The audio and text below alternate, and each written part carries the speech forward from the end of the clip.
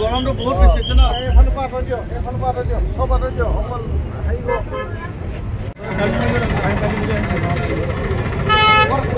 traffic point ওচৰত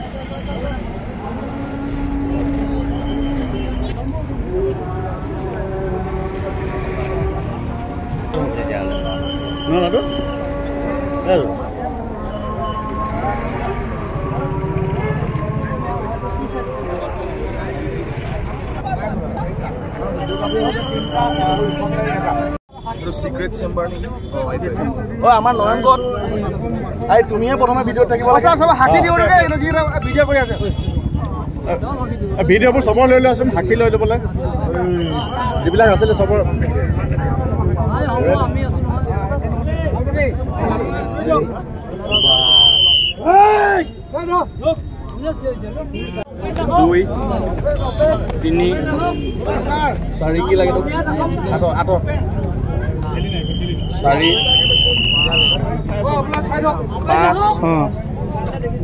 6 আপুনি police নহয় তেতিয়ালে পিছত ধৰি আছে নাই কাট লাগিব নাহিব পিছত পিছফালে তেতিয়ালে ভিউটো আপোনাক কম বেক সাইডৰ বটল দিটা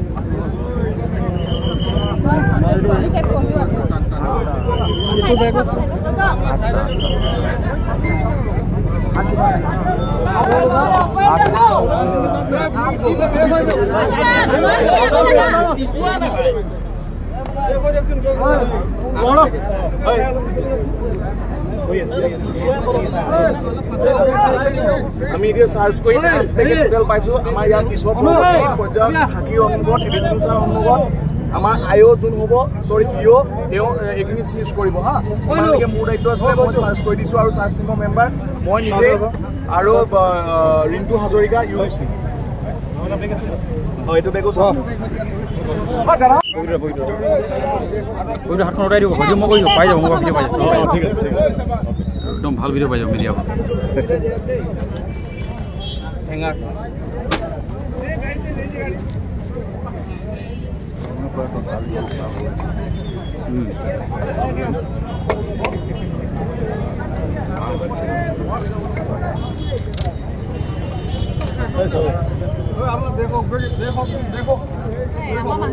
ও এইবিলাক পুনৰ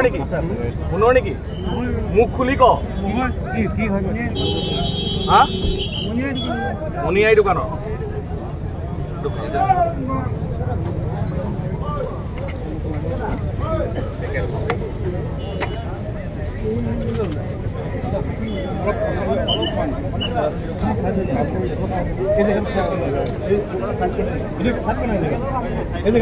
পুনৰ নেকি হা ভালকে শুনাকে ক নহয়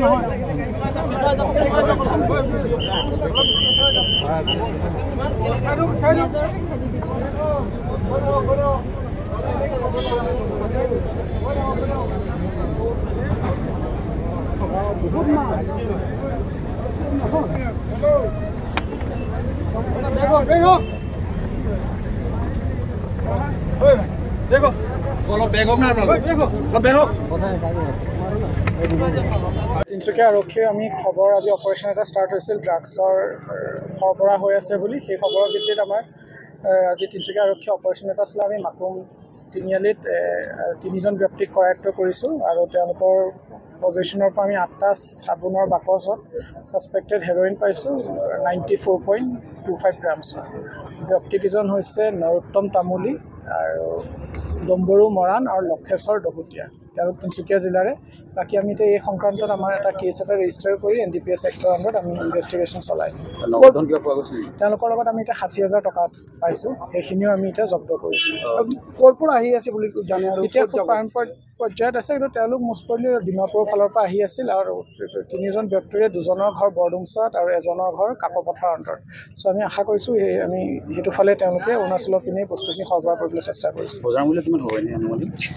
এতিয়া আমাৰ আন্তঃৰাষ্ট্ৰীয় বজাৰত এইখিনি মূল্য প্ৰায় 20 লাখ মান টকাৰ হ'ব বুলি